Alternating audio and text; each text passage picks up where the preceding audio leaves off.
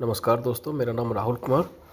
अब मैं इस बात को लेकर, विषय को लेकर एक सोशल मीडिया पर मैं ये कहना चाहता हूँ कि ये जो आरक्षण को लेकर चल रहा है, एक बात बताइए।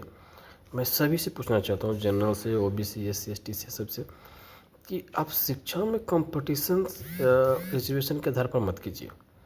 आप फाइनेंशियल स्थिति को देख कर, या फाइनेंशियल जिसके भी हो, चाहे ओबीसी हो या जनरल हो या एससी एसटी का हो, उस पर आप ना फाइनेंशियल स्थिति पर आप डिसाइड कीजिए, ना कि शिक्षा पर। अब मान लीजिए जिसके अंदर योग्य ज़्यादा है और वो व्यक्ति पीछे बैठता है, मतलब उसको चेयर नहीं मिल पाती जिस चेयर पर वो जाना चाहते हैं, सरकारी सर्विस में या प्रशासनिक सर्विस में, और उसको मिल जा रहा है जो अयोग्य व्यक्ति है, तो जाहिर सी बात है वो क्या कर लेगा।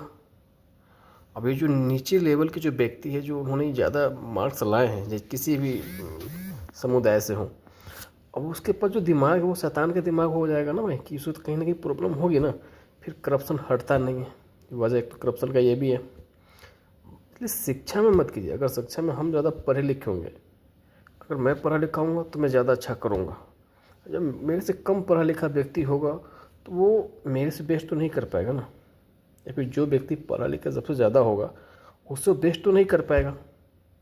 तो भैया सबसे यही अनुरोध है कि इसमें ये ना कहें कि हम ओबीसी हैं, एससी एसटी, इसमें उनका भी नुकसान है, क्योंकि सबको सरकारी नौकरी मिल भी नहीं सकता ना। अगर ओबीसी एसटी की अगर देखा जाए देश के अंदर, तो लगभग उनकी 30 से 35 करोड़ की मैं बात करूँ तो उनकी संख्या है।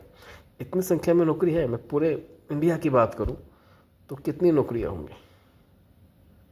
ज़्यादा नहीं होंगी, कुछ लाख लोगों की ही नौकरी उनको मिल पाएंगी। लेकिन लोग इस बात को समझते नहीं हैं और उनको लगता है कि आरक्षण ये एक पॉलिटिकल पार्टी का एक एजेंडा है जिन्होंने चला रहे हैं। ठीक है, एक वक्त था, एक समय था जबकि पिछड़े वर्गों को दबाया जा रहा था किसी कारणवश, या उस समय की जो भी समस्या थी।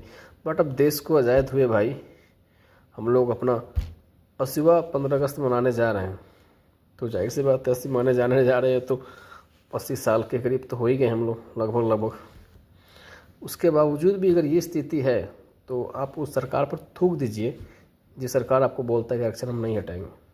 तो भैया आप कर क्या रहे थे इतने सालों से? अगर आपके घर में मान लीजिए कि आप गरीब आदमी हैं और आप कुछ कर नहीं पाते हैं, तो क्या आप 80 साल वेट कीजिएगा? आपका लाइफ ख़त्म हो जाएगा, आपका बच्चा का लाइफ ख़त्म हो जाएगा, आपका पोता बूढ़ा हो जाएगा 80 साल के भीतर। तो इतना वेट कोई नहीं करता है ना। तो फिर आप 80 साल से क्यों वेट करें? और नहीं हो तो सरकार से क्यों कर रहे? इसमें सब भाइयों को मिलकर इस विषय पर चर्चा करने की और इसका समर्थन करने की ज़रूरत है। मैं आपसे यही बोलूँगा कि इसमें समर्थन कीजिए और आरक्षण को ख़त्म कीजिए और एक साथ मिल के काम करते हैं। जय माता दी, जय भारत।